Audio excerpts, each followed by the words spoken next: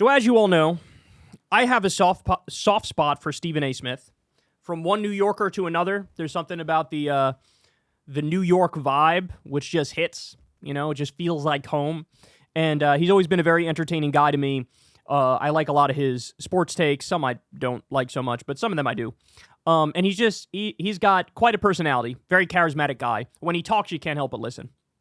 Well, he's been flirting lately with this idea, maybe I'll run for president as a Democrat, right? And every now and then he said things that are totally based, that make a lot of sense. And so when he has said those things, I think we've covered some of them on the show. But that cuts both ways, bro. Because when you swing and miss, I also got to talk about it. So here we go. This here's a segment where he's talking about Ben Shapiro and Elon Musk, and how Ben Shapiro did a segment saying we should pardon Derek Chauvin.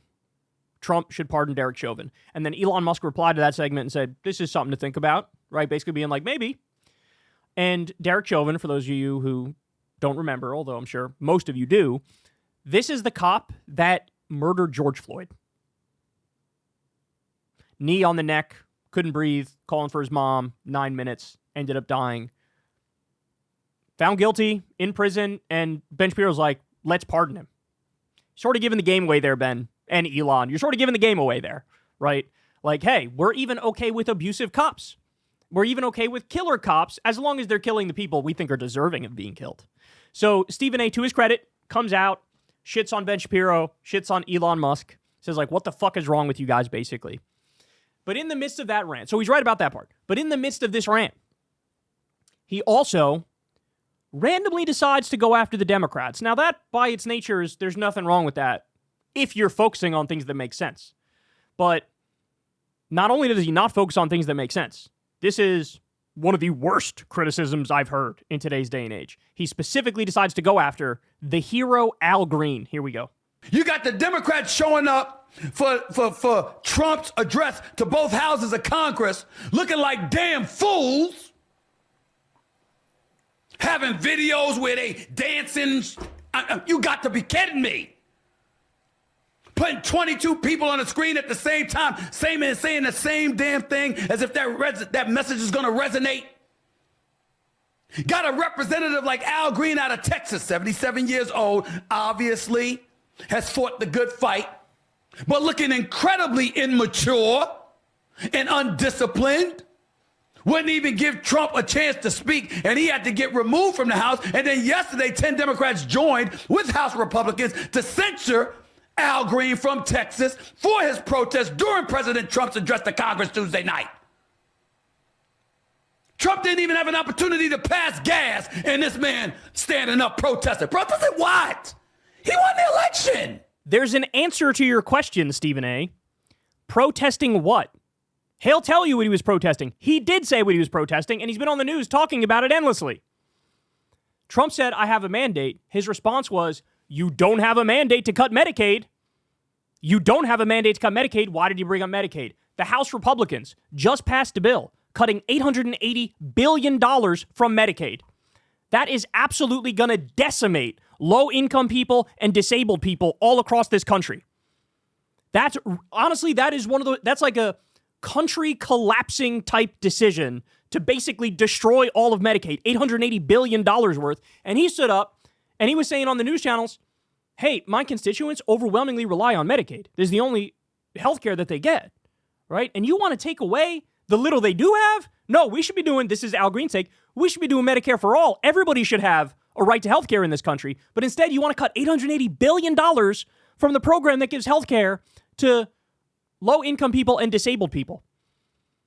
So, I know you're optics obsessed, right? And that's the problem here. You're optics obsessed. You didn't like that a guy was standing up and being rude and being immature and undisciplined. Those are your words. Pointing his cane at Trump. You said, oh, you did it too fast, like you did at the beginning of the speech before he had a right to say anything, before he said anything. But Al Green is right. Tell me how Al Green is wrong. Is it good for the country or bad for the country if we destroy Medicaid? Do an $880 billion cut, which literally passed through the House because all the Republicans voted for it. Is that good or bad? Okay, that's bad, right? And so here he is shining the spotlight on an issue that matters. The spotlight is not about him. It's certainly not about Donald Trump. The spotlight is about the policy issue. People's lives are going to be destroyed. So you say you have a mandate. I say bull fucking shit you do. Look at the numbers. Cutting Medicaid polls at literally 7%. 7%. And this is Al Green standing up, saying you don't have a mandate to cut Medicaid, then going everywhere and talking about the Medicaid cuts Republicans just did. Rallying the troops, telling the American people what's happening, telling everybody they're doing something that has a 7% approval rating. I, Al Green, am standing with over 90% of Americans. Why am I the only one? And that's where the real criticism is, Stephen A. You got the criticism exactly wrong. The real criticism is Al Green stood up and stood on principle and took an issue of conscience and talked about it. He stood up. Where are the other Democrats standing up? Why didn't other ones stand up and join Al Green? Why didn't they make Trump kick all of them out? And then when Trump kicks all of them out, yeah, all the chattering heads and the talking clouds, oh, they're being so immature and undisciplined like you. But then that's not the end of the conversation. The Democrats get to respond. They get invited on all the news shows, on all the talk shows. They get invited all throughout new media. They talk about it on social media. And they explain to people, here's exactly why we did this. We are standing up for the American people. They want to pass something with a 7% approval rating and destroy healthcare for low-income people and disabled people. We're not going to let that happen. We're not going to stand by. We're going to fight. With every ounce of our being, we are going to fight this thing. And we're going to let you know this is not standing. This is not standing. We're not going to let it happen. Right? Get out there in the streets. Call your Congress people. Let's mobilize. Let's organize. Let's activate. And that's why Al Green is a hero. But see, this is the issue I have with Stephen A. and people who are maybe outsiders and don't know the most about politics getting involved in politics, is that there was an answer to his question that he posed as if there wasn't an answer, right?